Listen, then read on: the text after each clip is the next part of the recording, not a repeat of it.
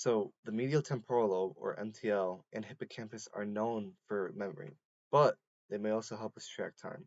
The study I chose tested whether MTL damage affects how people judge time between events, especially when with context shifts, which are changes in surroundings that usually make events feel farther apart. The researchers hypothesized that MTL damaged patients would struggle to link events across context shifts, disrupting time estimation. These research also compared patients with MTL damage, unilateral or bilateral, and healthy controls using a temporal distance memory test.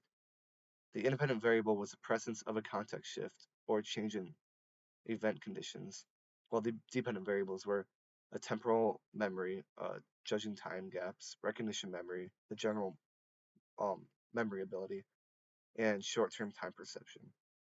What they found is that unilateral MTL damaged patients showed no temporal expansion. They did not feel time stretching with context shifts, while bilateral damage patients showed the opposite effect, suggesting a breakdown in time processing.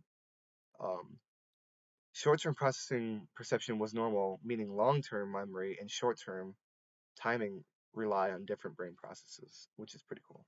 Um, the conclusions that the MTL helps organize events in time, not just store memories. Damage disrupts the brain's ability to track time, especially with context shifts. And this has really good implications with like Alzheimer's, where patients struggle with both memory and time perception. So the study kind of gave a good insight on next steps for that. Some of the strengths of this study were they differentiate long-term time memory from short-term time perception, and they compare the unilateral versus bilateral MTL damage, which is pretty hard because some of the weaknesses include that the small sample size. Not every patient has had brain damage, and it's very hard to find a lot of patients with this.